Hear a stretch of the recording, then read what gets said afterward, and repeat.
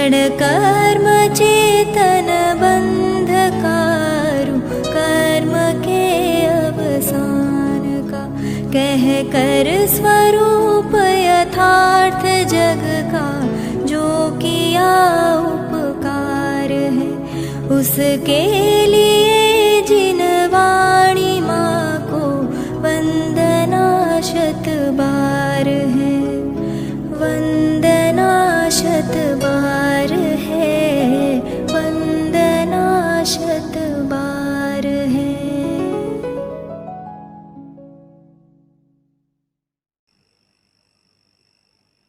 चित स्वभावाय भावाय सर्वभावान्तरच्छिदे, अनंत धर्मणस्तत्त्वं पश्यन्ति प्रत्यगात्मनः, अनेकान्तमयी मूर्तिर्नित्यमेव प्रकाशताम्।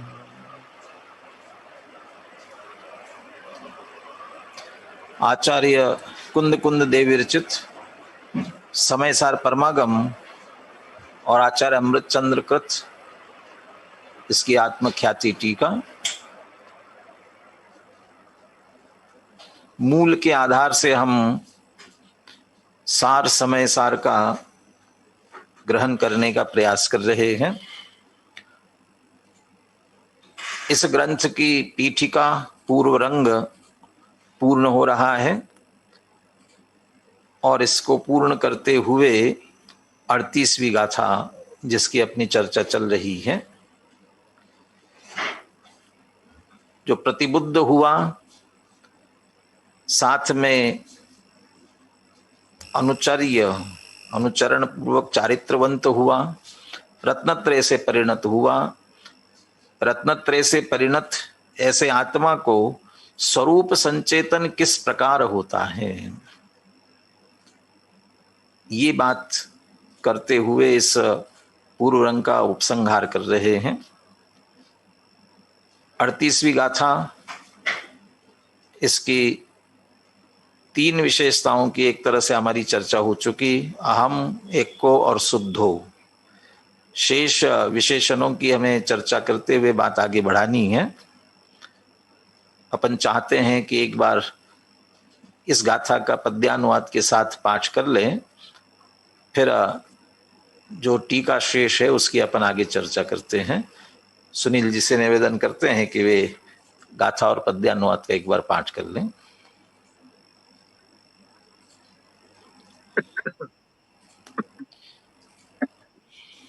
अहमेको खलु शुद्धो दंसणाणमयो सदारुवे, णवियथिमज्ज किंचिवे अन्नं परमाणु में तंपी। मैं एक दर्शन ज्ञानमय नित शुद्ध हूँ रूपी नहीं, ए अन्य सब पर द्रव्य किंचित मात्र भी मेरे नहीं। टीका में अमृतचंद्राचार्य यह रत्नत्रय से किस प्रकार परिणमित हुआ इसकी चर्चा करने के पश्चात अहम, इक्को और शुद्धो इनकी जो चर्चा की है वह भी अपन देख चुके हैं। एक बार में जितनी टीका हुई है वो लगातार पढ़ रहा हूं, आप सिर्फ ध्यान से सुनने का प्रयास करें और साथ में जितनी चर्चा हुई उसका भाव ग्रहण करने का प्रयास करें। फिर आगे की टीका की चर्चा करते हैं। यो ही नाम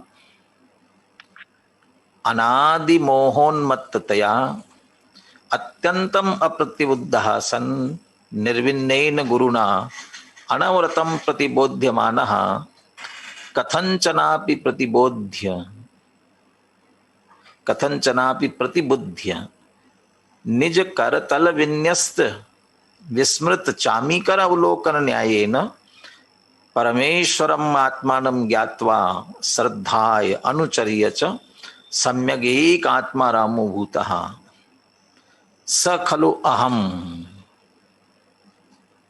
आत्मा आत्म प्रत्यक्षम चिन्मात्रम ज्योति ही।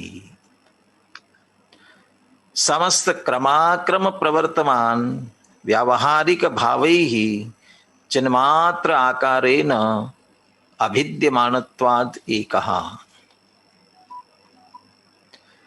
नारकादि जीव विशेष अजीव पुण्य पाप आश्रव संवर निर्जरा बंध मोक्ष लक्षण व्यावहारिक नव तत्वेभ्य टंकोत्कीर्ण एक ज्ञायक स्वभाव भावेन अत्यंत विविक्तत्वात् शुद्धः। इतनी चर्चा अपनी हुई थी। शुद्धो, अब इसके पश्चात गाथा में दंसन नाणमयीयो, दर्शन ज्ञान में ये विशेषण आया। अहम दंसन नाणमयीयो, और सदा शब्द सबके साथ लगाना था। अहम सदा दंसन नाणमयीयो, मैं सदैव दर्शन ज्ञान में हूं। दर्शन ज्ञान में का क्या कारण है उसे अमृतचंद्र आचार्य टीका में कहते हैं।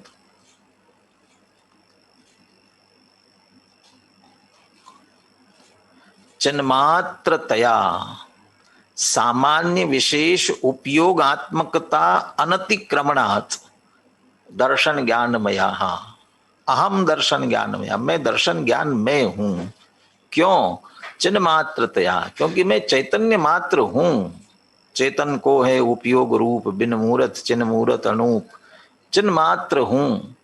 चैतन्य के अलावा और कुछ नहीं है। और वह चिन्ह मात्रता जो होती है वह सामान्य विशेष उपयोगात्मक होती है। चिन्ह मात्र चैतन्य मात्र अभेद विवक्षा से ज्ञान दर्शन इनको एक कहा जाता है, चेतना गुण। और भेद विवक्षा में ज्ञान और दर्शन दो भेद हो जाते हैं।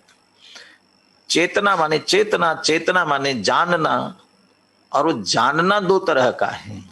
जब जानने का परिणमन होता है वो दो तरह से होता है।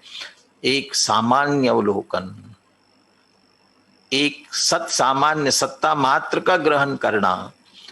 ये कौन सा द्रव्य है, इसकी क्या विशेषता है, ये न भेद करते हुए, भेद नहीं किया इसलिए इसको निर्विकल्प भी कहा।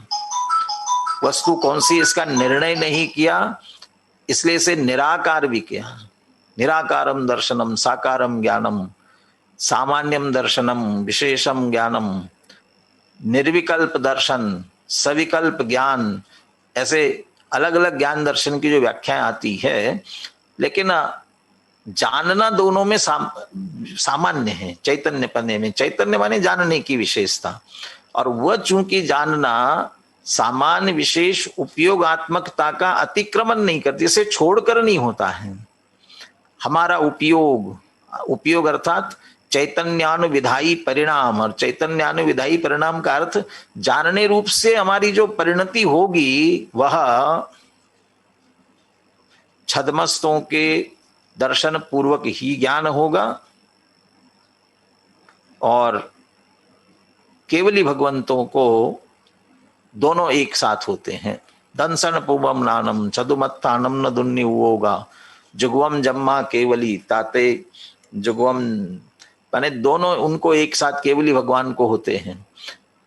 हम दर्शनोपयोग पूर्वक ज्ञानोपयोग पर जाते हैं। हमारा जानना प्रारंभ हुआ तो हम दर्शनोपयोग में होंगे और फिर ज्ञानोपयोग में पहुंचेंगे। तो ये हमारा चैतन्यपना इन दोनों उपयोगात्मकता का उल्लंघन नहीं करता, जानने की प्रक्रिया में नहीं करता, और इससे अतिरिक्त और कहीं जाता नहीं है। इसलिए वो चैतन्यपने में दर्शन ज्ञान में पना शामिल है। ये उपयोग लक्षण भी है, ये स्वरूप भी है।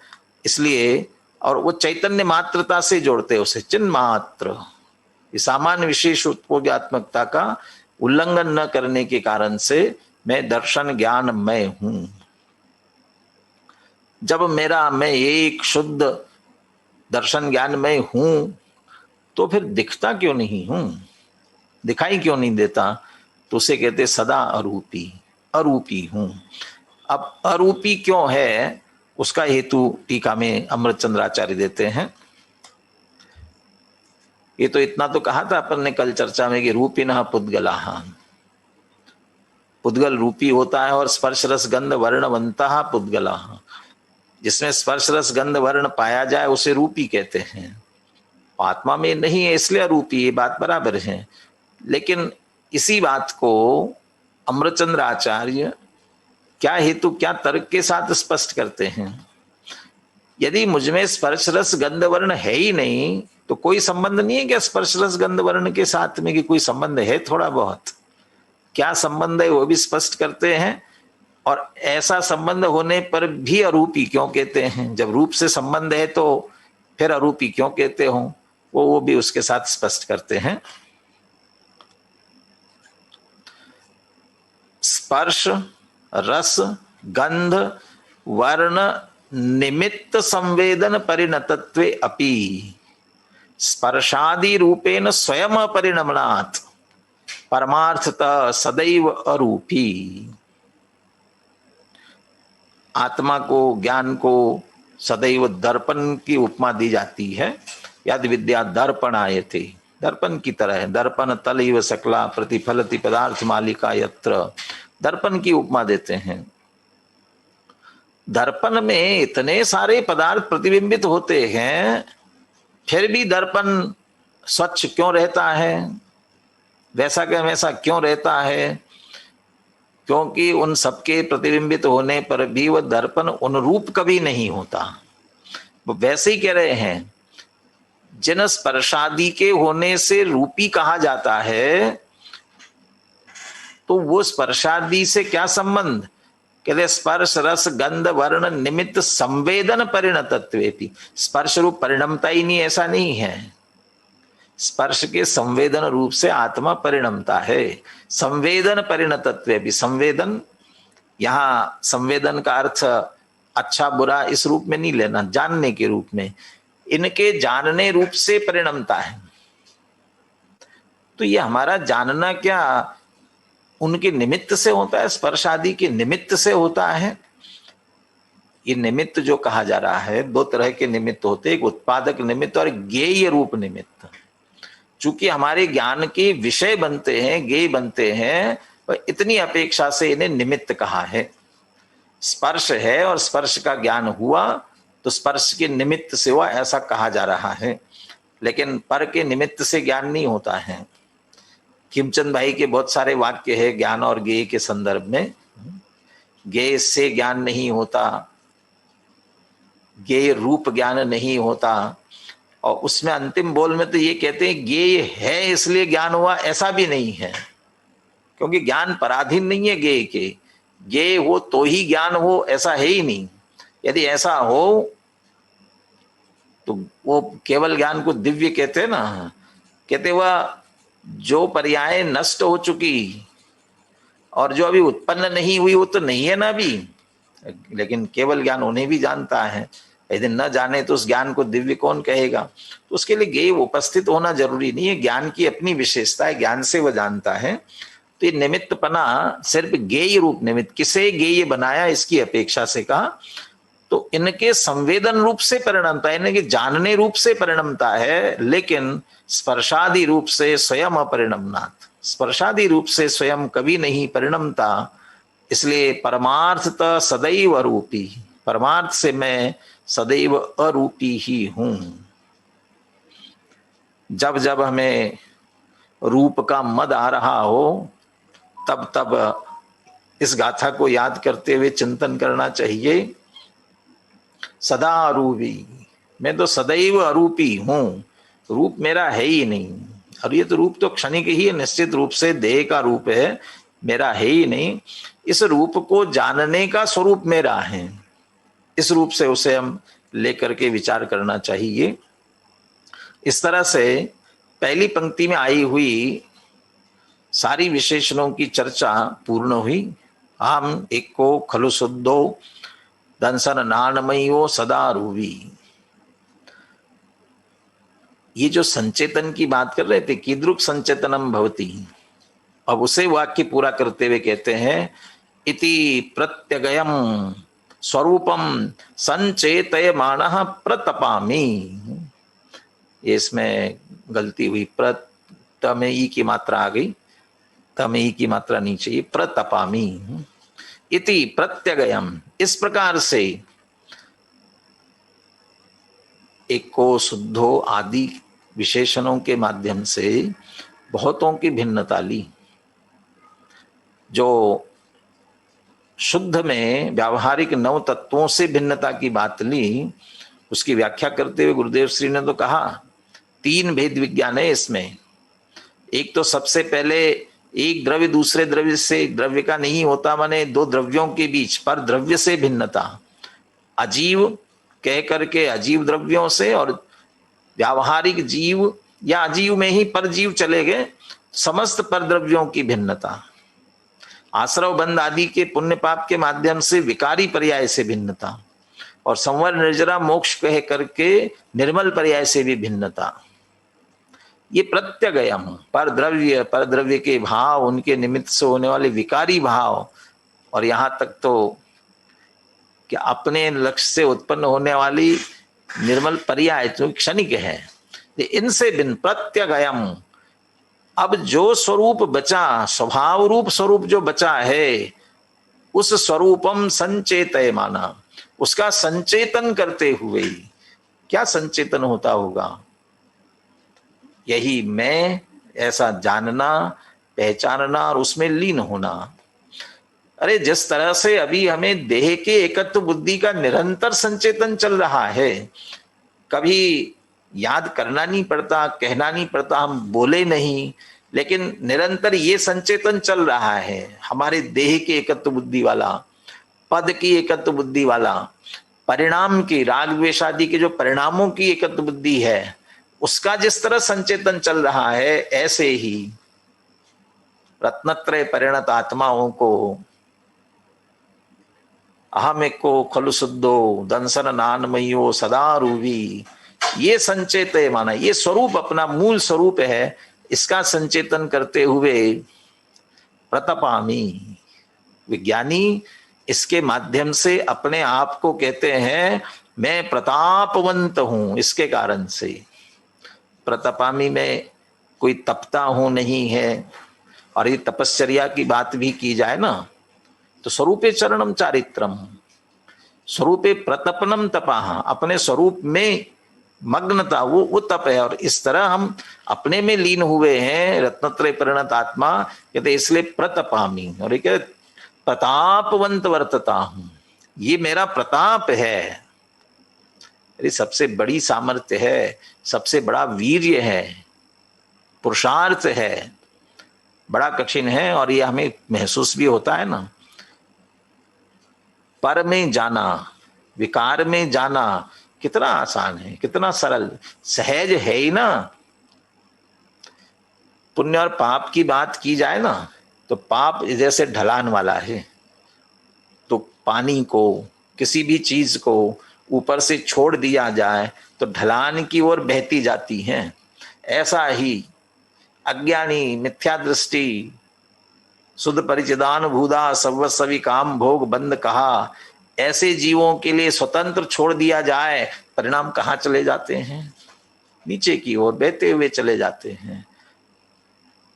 लेकिन जिन्होंने वो बाहर जाती हुई परिणति को, पर में जाती हुई परिणति को, विषय कषाय में जाती हुई परिणति को रोक कर अपने स्वरूप में लगाया, तो हमें विचार करना चाहिए कि कैसे रुकता है, कितना बल चाहिए, कितना पुरुषार्थ।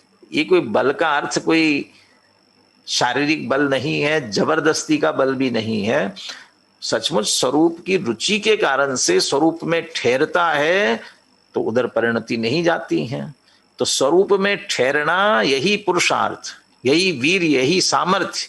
और जिनको ये सामर्थ्य प्रकट हुई है वे अपने आप को प्रतापवंत महसूस करते हैं। प्रतपामि। अब दूसरी पंक्ति की व्याख्या करते हैं। नवी अत्थि मध्य किंचिवी अन्नम परमाणु में तंपी। उधर प्रतापवंत प्रतपामी, और इसीलिए ये भाव आता है कि अन्य किंचित मात्र भी, अन्य सब पर द्रव्य किंचित मात्र भी मेरे नहीं। इसीलिए अमृतचंद्राचार्य अपने शब्दों में कहते हैं एवं प्रतपतश्च मम, ऐसे प्रतापवंत वर्तते हुए मुझे मेरे, एवं प्रतपतश्च मम बहिर् विचित्र स्वरूप संपदा विश्वे परिस्फुरदपि,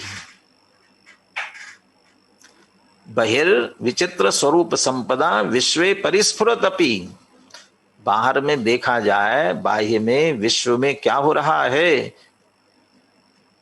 बहुत संपत्ति, बहुत संपदा। कौन सी संपदा? अनंत द्रव्यों की।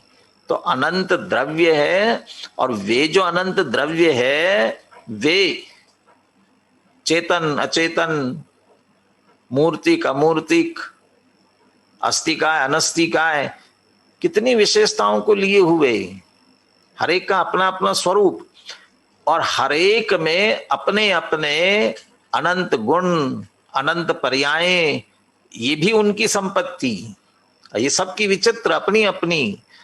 तो ये सब बाहर जितनी है, प्रत्यगयम ये मेरा स्वरूप अंदर का, और इसके अलावा बाहर जो है बहिर विचित्र स्वरूप संपदा, विचित्र स्वरूप को धारण करने वाली जो संपदा है अनंत द्रव्यों की, उनके अपने अनंत गुणों की, अनंत पर्यायों की, विश्वे परिस्फुरदपि, विश्व में स्फुरायमान हो रही है सब ओर, इन्हीं से विश्व भरा हुआ है। अपि होगा वहां पर, अपि न किंचन अपि अन्यत परमाणु मात्रमपि आत्मीयत्वेन प्रतिभाति मम। वो जो मैं प्रतापवंत ऊपर जो मैं संचेतन कर रहा हूं अपना स्वयं का, ऐसे मुझे बाहर, यहां मैं प्रतापवंत हूं, ऐसे जगत के सारे पदार्थ भी प्रतापवंत हैं, उनकी स्वरूप संपदा है, बहुत संपत्ति है उनके पास, लेकिन मुझे अन्य परमाणु मात्रम अपि आत्मीयत्वेन न प्रतिभाति, आत्मीयता से प्रतिभाषित नहीं होते, मम पने से। क्योंकि एको खल शुद्धो दंसन नानमयो सदा रूवी, वहां मेरा आत्मत्व प्रकट हुआ है। पहले कहा सम्यक एक आत्मा रामो भूतः, सम्यक एक आत्मा राम हो गया है, तो अन्य किंचित मात्र भी आत्मीयता से प्रतिभाषित नहीं होते। और विश्वे परिस्फुरत ही नहीं, अकेले मेरे उस प्रतापवंत स्वरूप में भी स्फुराय। अच्छा, बाहर विश्व में ये परिस्फुरत स्फुरायमान हो रहे हैं, ये कैसे जाना, कैसे ख्याल में आया? अरे मेरे ज्ञान में ये स्फुरायमान हो रहे हैं, मेरे ज्ञान में जानने में आ रहे हैं। अनुशीलन में विचित्र स्वरूप संपदा, स्वरूप संपदा शब्द है ना, स्वरूप तो स्वरूप होना चाहिए ना, इसलिए विचित्र स्वरूप संपदा को दोनों का विशेषण बनाया। मेरी विचित्र स्वरूप संपदा और बाह्य पदार्थों की विचित्र स्वरूप संपदा। बाह्य पदार्थों की विचित्र स्वरूप संपदा उनका जैसा स्वरूप है वैसा होना, और मेरा जानने का जो स्वभाव है उसमें भी विचित्रता है, स्वपर प्रकाशक, जिसका जैसा स्वरूप है वैसा यथावत जानना, ये मेरी स्वरूप संपदा है। उनमें प्रमेयत्व शक्ति है, प्रमेयत्व गुण है, जिसके कारण वे मेरे ज्ञान में आते हैं, ये उनकी स्वरूप संपदा है। और मैं टंकोत्कीर्ण एक ज्ञायक स्वभाव, मैं ज्ञायक हूं, इसलिए उनको जानता हूं, जानने रूप से परिणामता उनका जानना, ये मेरी स्वरूप संपदा है। तो वे मेरे जानने में आते हैं, मैं उन्हें जानता हूं, लेकिन आत्मीयत्वेन न प्रतिभाति, वे मुझे अपनेपन से प्रतिभाषित नहीं होते हैं। और अपनेपन से प्रतिभाषित नहीं होने से क्या निर्णय हुआ, फल क्या निकला इसका? यत भावकत्वेन ज्ञेयत्वेन च एकी भूयः मोहम उद्भावयति। मुझे वे आत्मी मम मेरे पने से भाषित ही नहीं होते, मेरे लगते ही नहीं है, जो कि मैं जब अप्रतिबुद्ध था, अज्ञानी था, तब अहमेदम एदम अहम इस तरह से विपरीत मान्यता करता था। लेकिन अब स्व में अहम आ गया है, तो फिर वे जो अभी 36-37वीं गाथा में भावक भावों से गेय भावों से भेद विज्ञान करा दिया था, अब वह न तो भावक पने से न गेय पने से एक ही भूई मेरे साथ एक में होकर के भू यहां माने पुनः पुनः एक बार भू यहां पुनः मोहम उद्भावयति मोह उत्पन्न करे, ऐसा संभव ही नहीं है। क्यों? क्योंकि मुझे अपने पने से भाषित नहीं होते हैं, क्योंकि मैं अपने में प्रतापवंत हूं और उसका अनुभव मुझे हो रहा है, संचेत है माना उसका संवेदन में कर रहा हूं। इसलिए वे अब गेय या भावक पने से मुझ में मोह उत्पन्न नहीं कर सकते हैं। हमारे मुनिराज निष्काम निश्चल वृत्ति वाले, निश्चल निष्काम, निष्काम शब्द में जो कुशील का परिणाम है उससे भी रहित ब्रह्म भाव अंतर लखो, वो ब्रह्मचर्य के उत्कृष्ट परिणाम वाले जो ऐसे स्वरूप में मग्न है, उन्हें फिर कोई चित्त को विचलित करा सके, उन्हें उनके प्रति आकर्षण उत्पन्न करा सके, ऐसी ताकत नहीं है। सीता का जीव रामचंद्र जी के साथ ही मोक्ष जाने की भावना से रामचंद्र जी ध्यानस्थ बैठे हैं और उन्हें विचलित करने के लिए आता है। ये भी एक राग की विचित्रता है। जिसने ये कहा हो कि लोकापवाद से मुझे छोड़ दिया, धर्म नहीं छोड़ना, और अब राग ऐसा उछल रहा है कि मेरे पहले कहीं मोक्ष न चले जाए इसलिए विचलित करने की भावना, और तब देवांगना बन करके और विचित्र हाव भाव से आकर्षित करने की, विचलित करने की कोशिश की जा रही है। वे तो अपने में मग्न, तो वो काम भाव जानने में आने पर भी काम भाव रंच मात्र उत्पन्न नहीं हो सकता है। ऐसे जिन्होंने स्वरूप का संचेतन कर लिया है, उन्हें ये सारे परद्रव्य जगत के उत्कृष्ट, हमें थोड़ी सी कोई विशेषता दिखती तो तत्काल आश्चर्य होने लगता, आश्चर्य, अरे ओह। लेकिन भैया ये आश्चर्य इस ज्ञान का है, और ज्ञान मेरे पास है, इसलिए वो आत्मीयत्वेन न प्रतिभाति, आत्मीपने से प्रतिभाषित नहीं होते, और इसीलिए न गेय बन करके न भावक बन करके मुझ में मोह उत्पन्न करने में समर्थ नहीं है। पुनः पहले होता था, लेकिन जब मैं प्रतिबुद्ध हुआ हूं, अब ये मोह उत्पन्न करने के लिए समर्थ नहीं है। स्वरसतः एव अब पुनः प्रादुर्भावाय समूलम मोहम उन्मूल्य महता ज्ञान उद्योतस्य प्रस्फुटितत्वात्, वे मुझ में पुनः मोह उत्पन्न क्यों नहीं कर पाते हैं? क्योंकि स्वरसतः एव निज रस से ही, अपनी महिमा से ही अपुनः प्रादुर्भावाय समूलम मोहम उन्मूल्य, मोह को मैंने उन्मूल्य माने उखाड़ा, मूल उन्मूल्य उखाड़ दिया। कैसे कि समूलम, मूल भी नहीं रहने दिया, समूल उसे उखाड़ दिया। और कैसा उखाड़ा? अपुनः प्रादुर्भावाय, फिर उसकी उत्पत्ति ही न हो, ऐसा मैंने उखाड़ फेंका है मोह को। और ऐसे मोह को उखाड़ करके जड़ से, मूल से, महता ज्ञान उद्योतस्य प्रस्फुटितत्वात्, महान ज्ञान का प्रकाश मुझे उदित हुआ है, महान ज्ञान प्रकाश प्रकट हुआ है।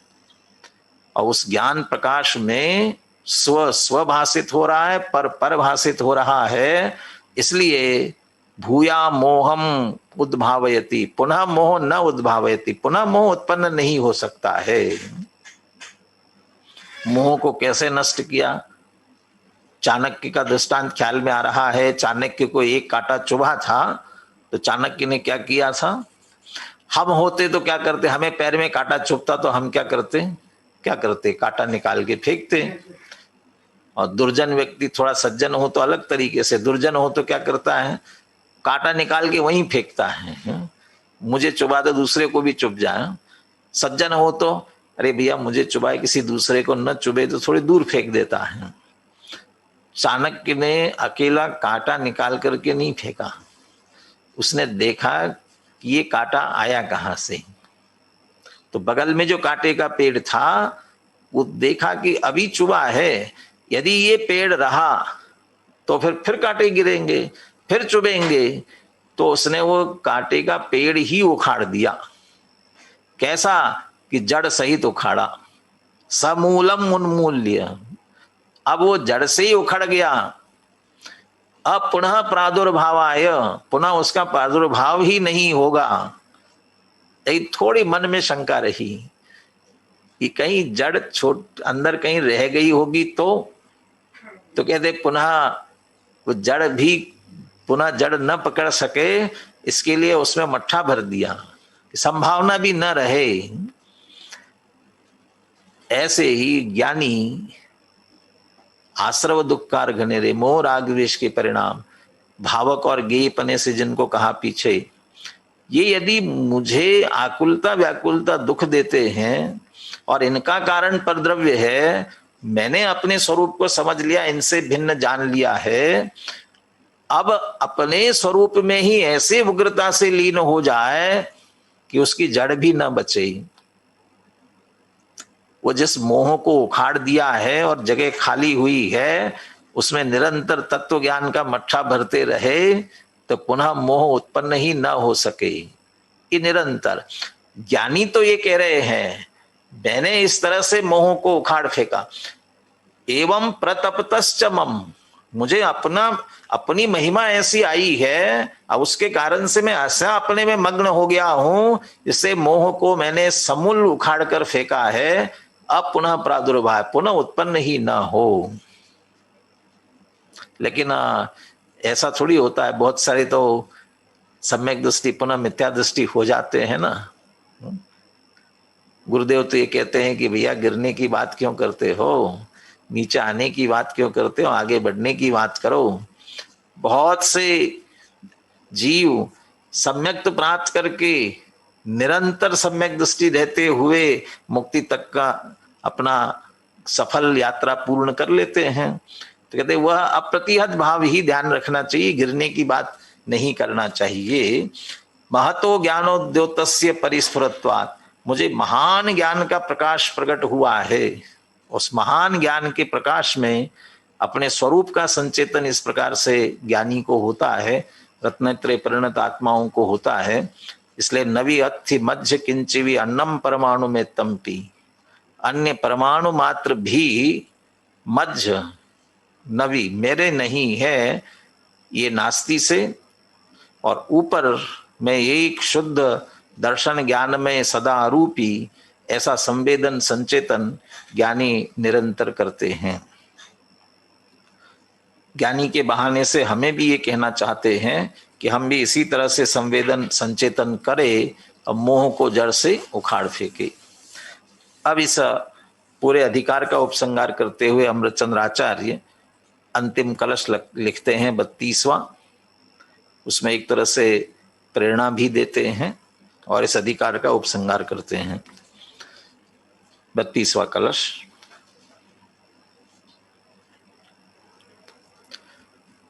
मज्जन्तु निर्भरममी सममेव लोका, आलोकमुच्छलति शान्तरसे समस्ता, आप्लाव्य विभ्रमतिरस्करिणीं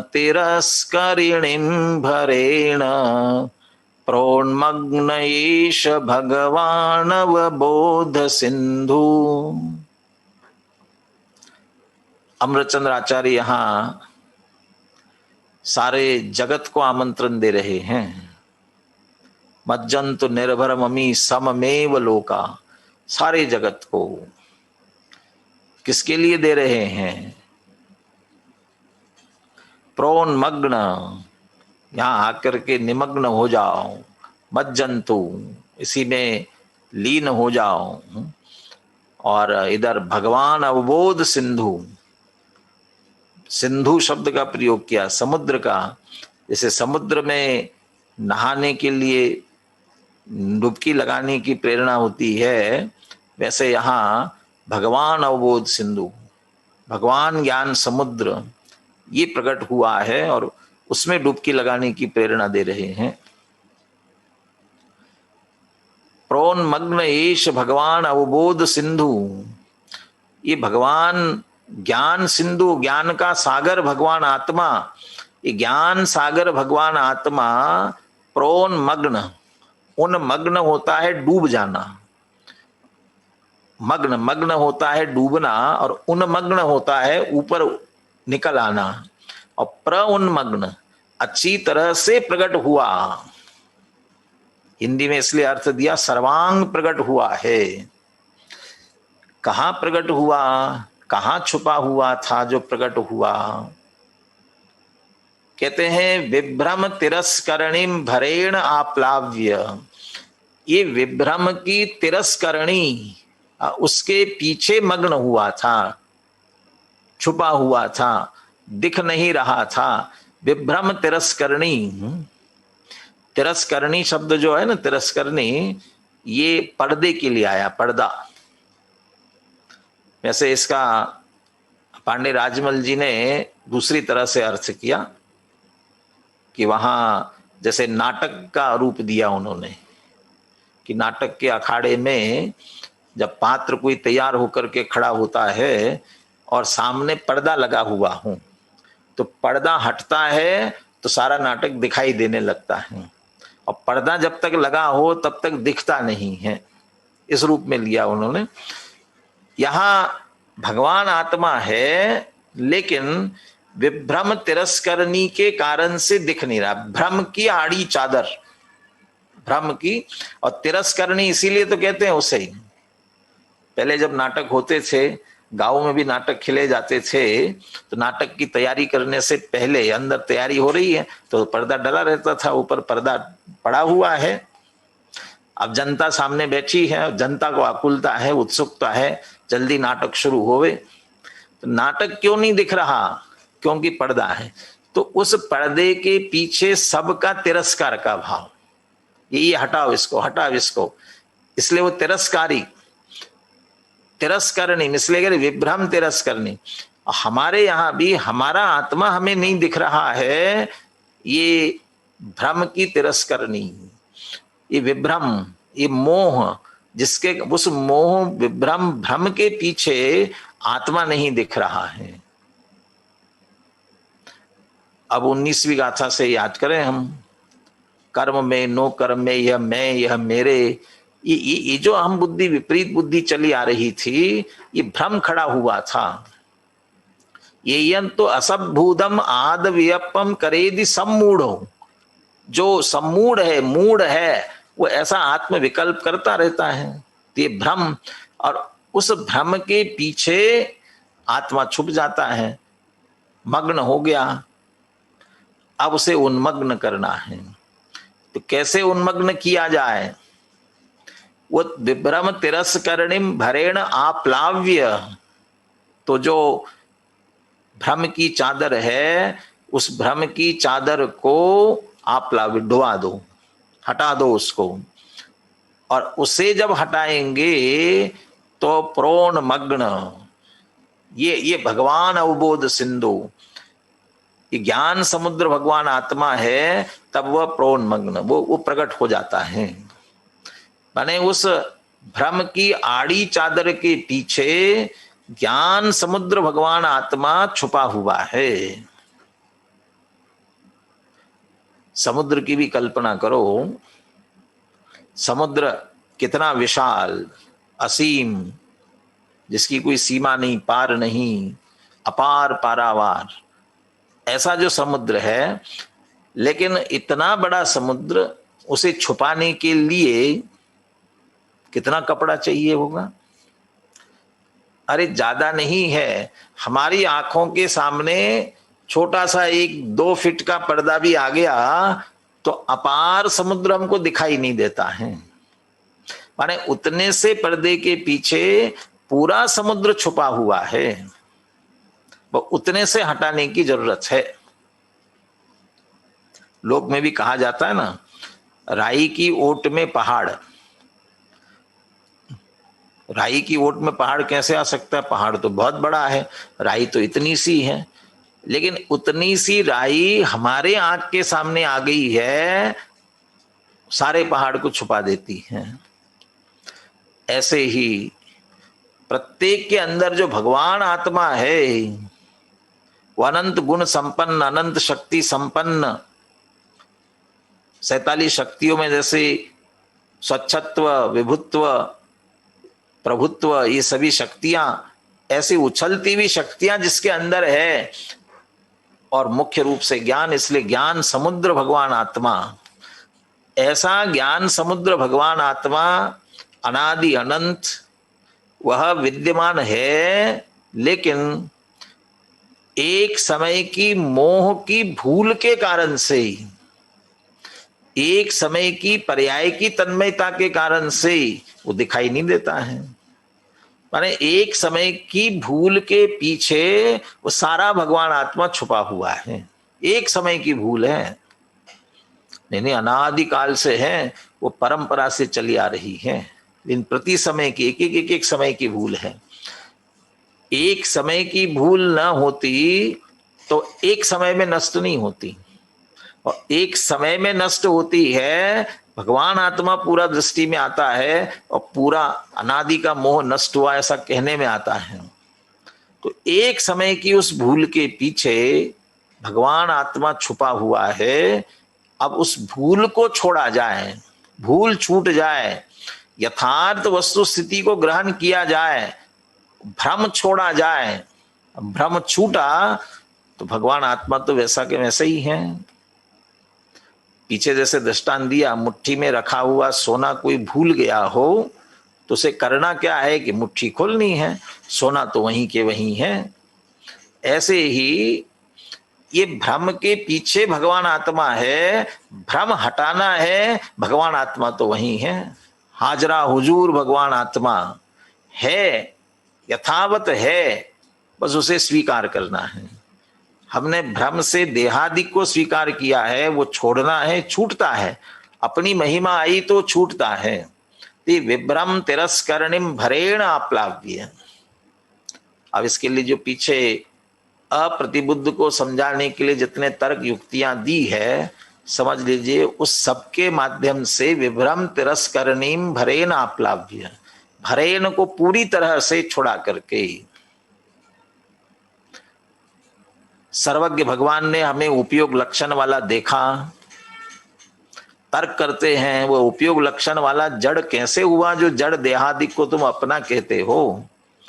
यदि ये उपयोग लक्षण वाला जड़ हो जाए या जड़ उपयोग रूप जीव हो जाए तो तुम कह सकते हो, लेकिन ऐसा कभी होने वाला नहीं है, इसलिए वो हमारा होता नहीं है। इससे तर्क से, युक्ति से, दृष्टांत से पुनः पुनः जो समझाया गया, इससे विभ्रम की चादर हटी। तो भगवान आत्मा प्रकट हुआ तो कहीं से प्रकट हुआ, वो तो है, वो तत्काल दृष्टि में आता है। और ऐसा भगवान आत्मा प्रकट होने पर उस भगवान आत्मा के साथ दो गुण विशेषतया जुड़े हुए ही है। कौन सा? ज्ञान और आनंद। ज्ञान प्रकट होते ही उसके साथ आनंद नियम से प्रकट होता है, और आनंद में सुख है, शांति है। इसलिए कह रहे कि शांत रस प्रकट हुआ। उस भगवान आत्मा के प्रकट होते ही शांत रस प्रकट हुआ। कितना शांत रस प्रकट हुआ? आलोक मुच्छलति शांत रसे। लोक के आलोक पूरे लोक में भर करके, पूरे लोकाकाश में भर करके, संपूर्ण लोक में, ठीक है ना। किसी के अंदर इतना उल्लास होता है, उत्साह आता है, हमारे अंदर उत्साह है, हमें ऐसा लगता है कि सारे लोक में उत्साह हो रहा है। तो आलोक मुच्छलति, मानो सारे लोक पर्यंत उछल रहा हो, ऐसा वो शांत रस प्रकट हुआ। और अब आचार्य अमृतचंद्र कहते हैं मज्जंत निर्भरम अमी सममेव लोका। उस शांत रस में अमी लोका सममेव, अमी सारा लोक यह एक साथ मज्जंतु मग्न हो जाए, डुबकी लगाए। सीधा तात्पर्य है मोह छूटे, अज्ञान छूटे, और उस अज्ञान के छूटते ही भगवान आत्मा दृष्टि में आए, और दृष्टि में आते ही अतीन्द्रिय आनंद, सुख, शांति निश्चित रूप से प्रकट होती है। और ऐसी सुख शांति की परिणति जगत के सारे जीवों को प्रकट होवे, ये भावना भा रहे हैं। ये हमारे आचार्यों की सबके कल्याण की भावना है। इसमें ये नहीं कह रहे कि हे जैनियों लीन हो जाओ, अब जैनियों भी दिगंबर जैनियों श्वेतांबर नहीं हो जाए। अरे जैनी की बात ही नहीं कर रहे हैं, सारे लोग को कह रहे हैं, सारा जगत, जीव मात्र, प्राणी मात्र इसमें मग्न हो जाए।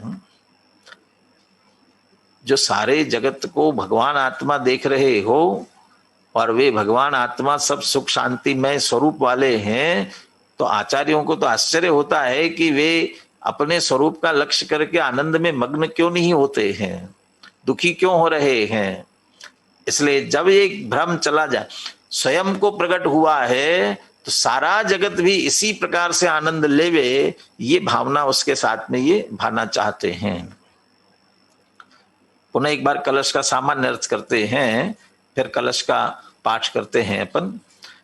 मज्जंतु निर्भर ममी सममेव लोका, सममेव एक साथ ही सारा लोक, मज्जंतु मग्न हो जाए कि किसमें, आलोक मुच्छलति शांत रसे समस्ता।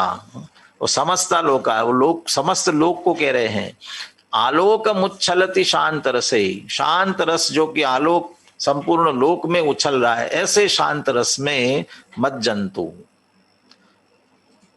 मार्जन करे, नहाए, डुबकी लगाए, मग्न हो जाए उसी में, क्योंकि ज्ञान समुद्र की बात की ना। इसलिए कैसे, कहाँ आवे, आप्लावे विभ्रम तिरस, वो जिन्हें प्रकट हुआ है वे तो इसमें मग्न हो ही रहे हैं, हमें भी प्रेरणा दे रहे हैं। ये भ्रम की आप्लाव विभ्रम तिरस्करणिम भरेण, भ्रम की चादर को डुबो करके, लेकिन भरेण पूरी तरह से डुबाना पड़ेगी।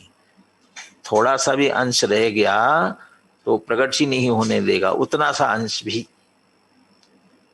टोडरमल जी जिसे ये कहते हैं मिथ्यात्व वैरी का अंश भी बुरा है, वो उतना सा भी बचेगा तो प्रकट नहीं होने देगा।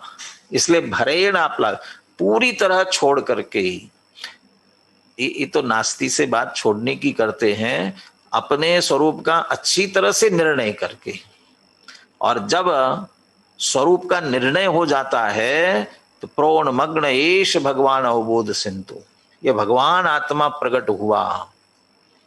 कैसा, अहमिको खल शुद्धो निम्मो नान दंसन मयो सदा रूवी, मैं एक शुद्ध दर्शन ज्ञान में अरूपी, ये जो स्वरूप ख्याल में आया है इसी को कह रहे हैं एश भगवान अवबोध सिंधु प्रोन मग्न।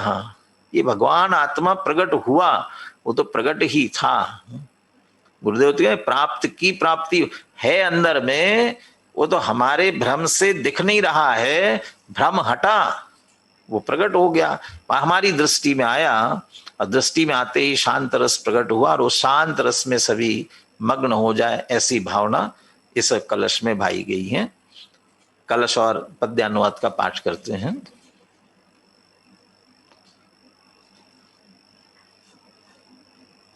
मज्जन्तु निर्भर ममी सममेव लोका, आलोकमुच्छलति शान्तरसे समस्ता, आप्लाव्य विभ्रमतिरस्करिणीं भरेण, प्रोन्मग्न एष भगवान् अवबोध सिन्धु। सुख शांत रस से लबालब यह ज्ञान सागर आत्मा, ज्ञान सागर आत्मा।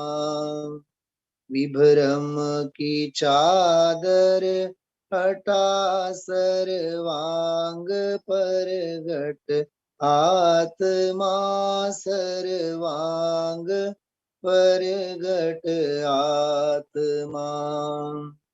हे भव्य जन इस लोक के सब एक साथ नहाइए, हर इसे ही अपनाइए, इसमें मगन हो जाइए, इसमें मगन हो जाइए।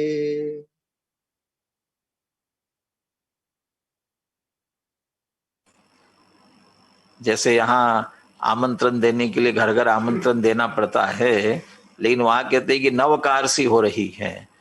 और नवकारसी का मतलब होता है नमोकार मंत्र को जो मानने वाले जितने हैं वो सबका आमंत्रण है। फिर वहां एक एक को अलग अलग कहने की आवश्यकता नहीं, तुम भी आ जाओ तुम भी आ जाओ कहने की जरूरत नहीं है। ऐसे यहाँ भी आचार्य नवकारसी जैसी कर रहे हैं। यहाँ नवकारसी क्या कहा जाए, यहाँ आत्मरसी कर रहे हैं। जो आत्मा है और शांत रस चाहते हैं उन सब के लिए कितना भी बड़ा भोजनालय होवे, लेकिन वहां फिर भी थोड़ी सी लाइन तो लगानी पड़ती है। और यदि भोजनशाला भर गई हो तो फिर दूसरी पंगत के लिए थोड़ा इंतजार करना पड़ता है। लेकिन यहाँ कह रहे नहीं, एक साथ आ गए तो कैसे होगा। अरे सबको खुद का ही करना है ना, किसी दूसरे की कहाँ आवश्यकता है। वो सिद्ध भगवान के लिए कहा जाता है आप ही बनावे आप ही खावे, खावत ना ही अघावे। तो अमृतचंद्र आचार्य आमंत्रण दे रहे हैं, आचार्य अमृतचंद्र के पास तो कुछ भी नहीं है और सबको आमंत्रण दे रहे हैं। क्या करेंगे, अरे सब आओ, अपने अपना स्वरूप अपना अपना ज्ञान समुद्र भगवान आत्मा हरेक का है, हरेक के अंदर स्वभाव से शांत रस उछल रहा है। बस आपके भ्रम से मोह से राग से द्वेष से उसके पीछे छुप गया है। वो छोड़ो और उसे छोड़ते ही प्रकट होगा और सब एक साथ आनंद लो। ऐसी प्रेरणा यहाँ अमृतचंद्र आचार्य ने दी है। इति समय सार व्याख्यायाम आत्मख्यातो पूर्व रंगा समाप्तः। इस समय सार की व्याख्या जो आत्मख्याति है, इस आत्मख्याति में पूर्व रंगा समाप्तः, ये पूर्व रंग यहाँ पूर्ण हुआ है। और पूर्व रंग इसीलिए कह रहे कि एक नाटक का रूप दिया हुआ है, इसलिए ये भूमि का रूप यहाँ ये पूर्ण हुआ। इसका अर्थ शुद्ध आत्मा की चर्चा इस पूरे ग्रंथ में करनी है, उसका एक संक्षिप्त स्वरूप इस 38 गाथाओं में स्पष्ट किया गया है। अभी अपना एक ही प्रकरण पूर्ण हुआ है, इसलिए एक टेस्ट लेने का विचार है कि आपने कितना ग्रहण किया, कितना, हर एक को अपना अपना परीक्षण करना है। तो इसके लिए अगले रविवार को 7:30 से 8 बजे तक, 8:30 से फिर क्लास यथावत चलेगी ही, तो 7:30 आधा घंटे का टेस्ट लिया जाएगा। तो आप अभी से अपना समय उसी हिसाब से सेट करके रखे कि उस समय हमें परीक्षा देनी है, अपना परीक्षण करना है, स्वरूप का परीक्षण करना है।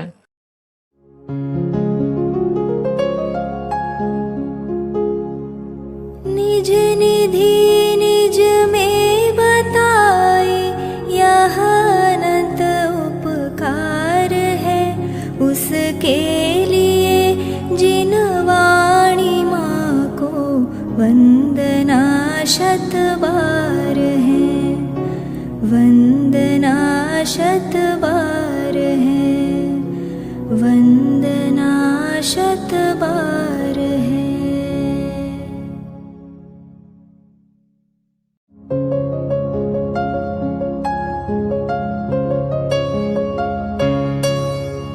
हे जिन वाणी भारती जपो दिन रैन, जो तेरी शरणा गहे सो पावे सुख चैन। जावाणी के ज्ञान ते सूझे लोकालोक, सोवाणी मस्तक नवो सदा देत हो ढोक, सदा देत हो